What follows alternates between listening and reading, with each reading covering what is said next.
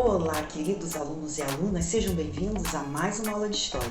Eu sou a professora Bárbara Lisboa, estou loira com os cabelos curtos, vestindo uma blusa branca e o tema da nossa videoaula de hoje é Cidadania Negra no Brasil pós-abolição.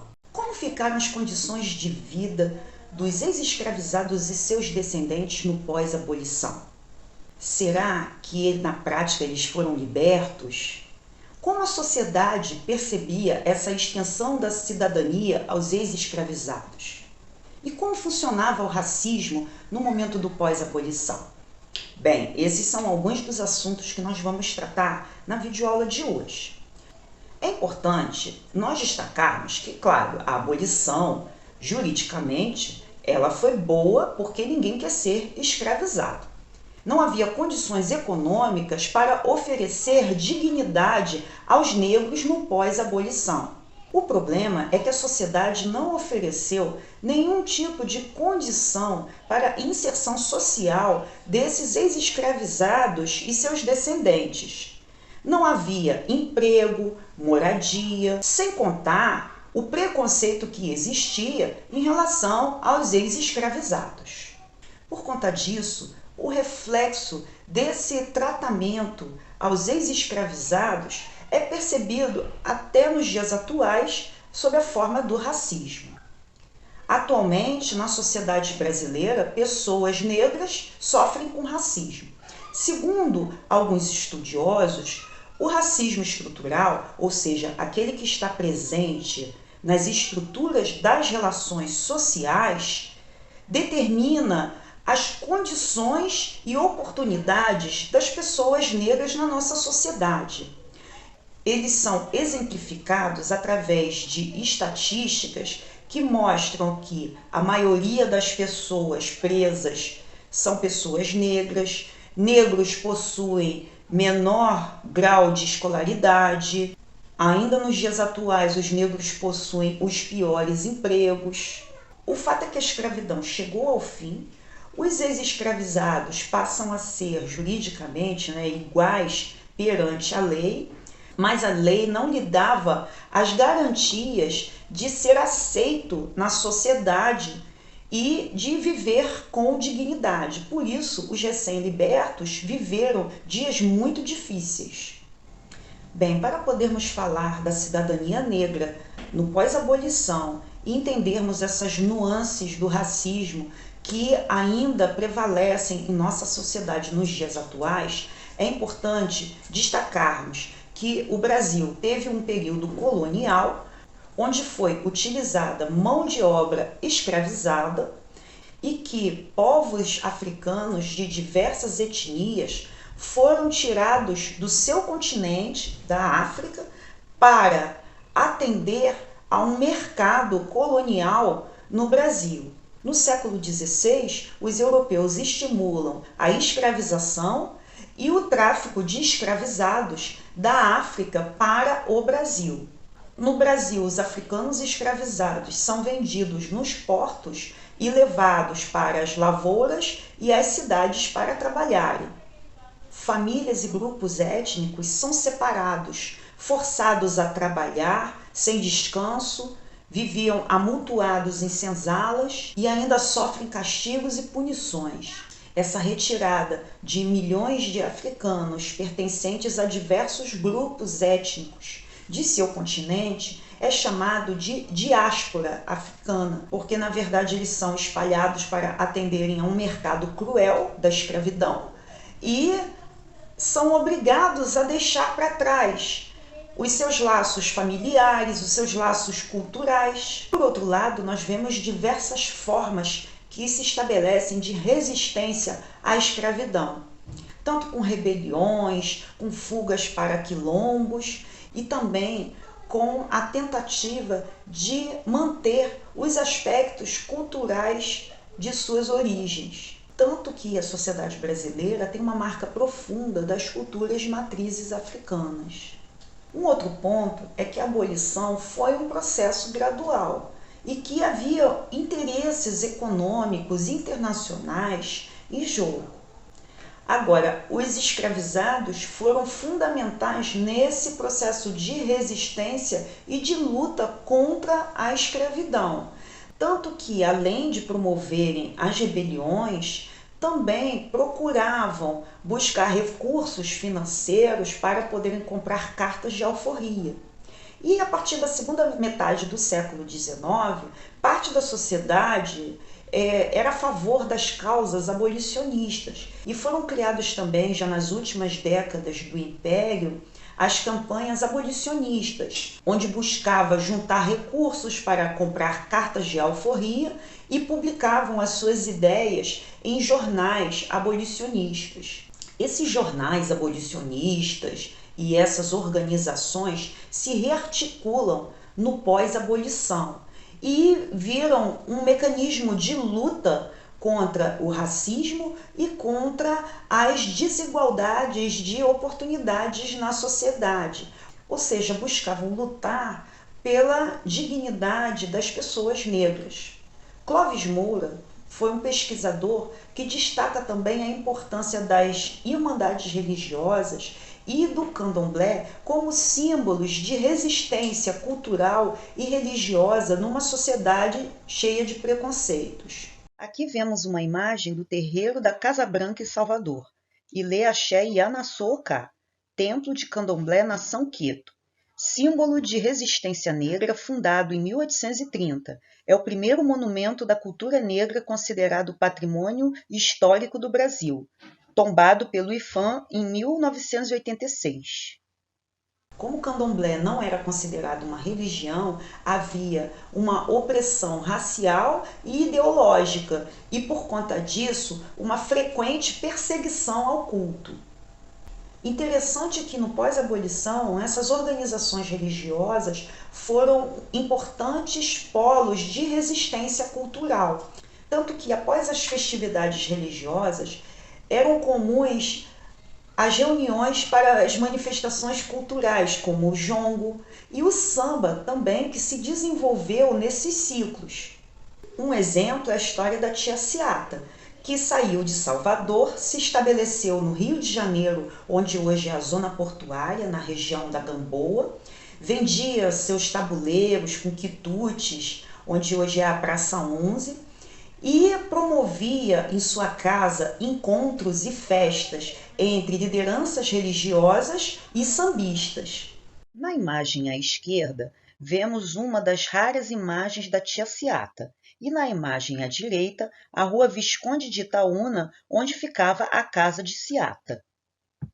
No Brasil, sem acesso à terra, sem uma indenização pelos trabalhos forçados, geralmente analfabetos, sofrendo preconceito, muitos desses ex-escravizados acabaram permanecendo nas fazendas em que trabalhavam por baixíssimos salários.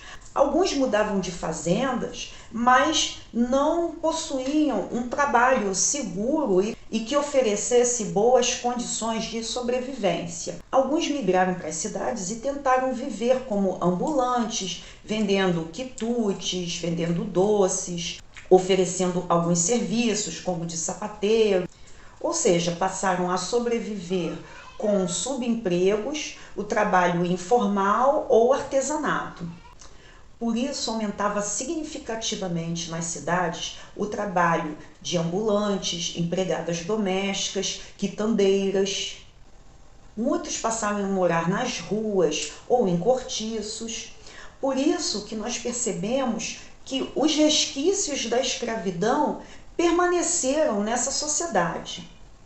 Como podemos observar nesta fotografia, em 1899, a escravidão havia sido abolida por lei, mas costumes com referências racistas e de exploração permaneceram entranhados na sociedade.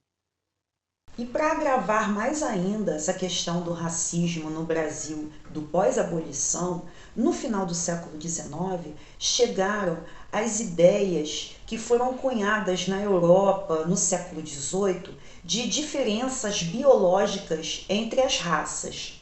Ou seja, essas ideias pseudocientíficas afirmavam que existia uma raça superior, a raça branca, e as raças inferiores, que seriam a raça negra e vermelha. Então, havia aí uma hierarquia entre as raças. A ciência já provou que não existe diferenças entre raças e que só existe uma raça, a raça humana, e que as diferenças de etnia não definem troncos raciais. Mas essas ideias pseudocientíficas de diferenças biológicas de raças foram trazidas para o Brasil no século XIX e amplamente difundidas no século XX.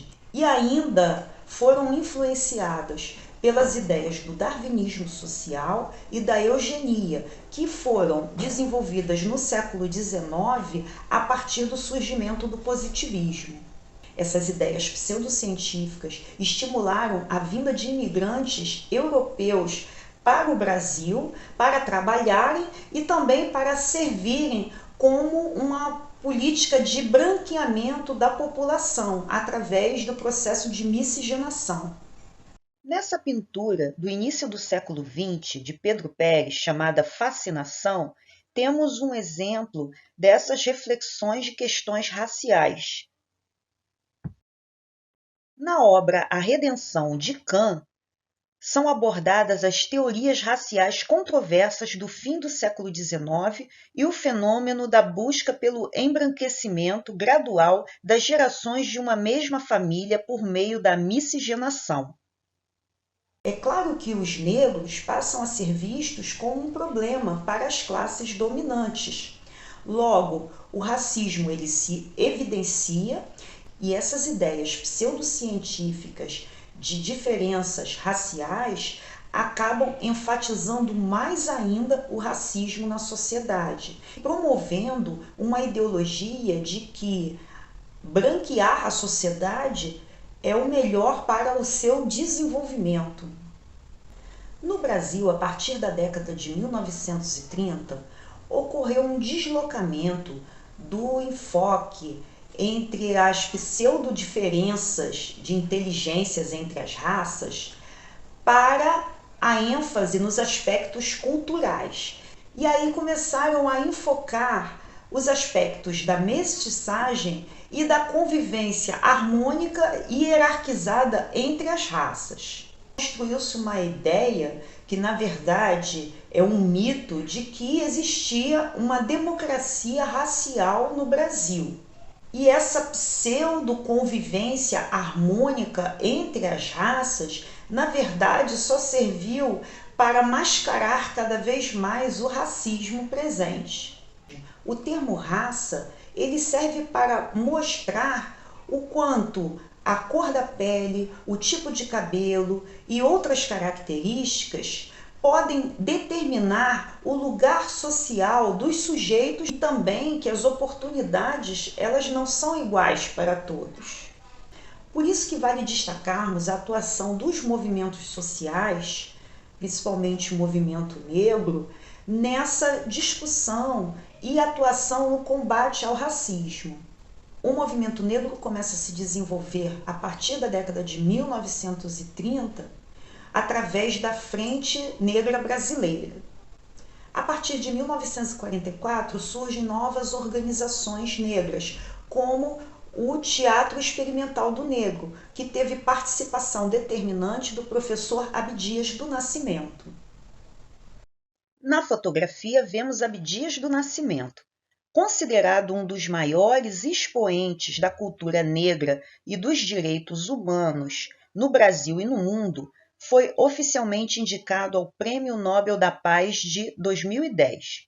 Fundou entidades como o Teatro Experimental do Negro, o Museu de Arte Negra e o Instituto de Pesquisas e Estudos Afro-Brasileiros.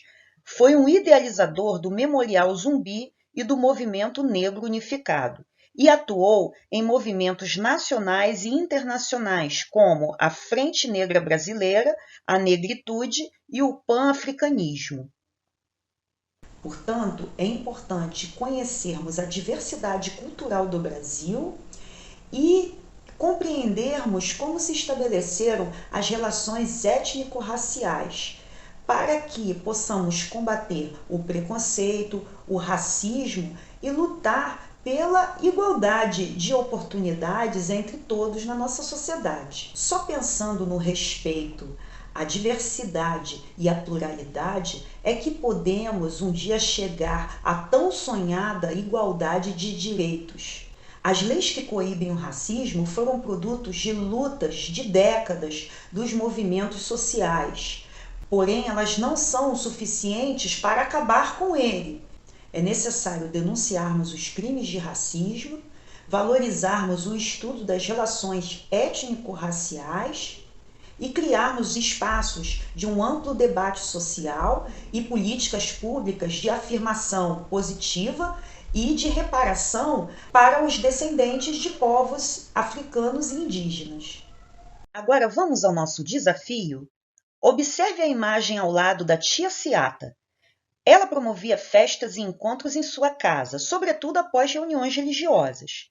Por que podemos afirmar que ela foi um exemplo de importância na resistência negra e na luta pela cidadania no pós-abolição? Nossa videoaula vai ficando por aqui. E não deixem de acessar o nosso material Rio Educa com auxílio do seu professor ou da sua professora. E também não deixem de assistir as nossas próximas videoaulas. Até breve!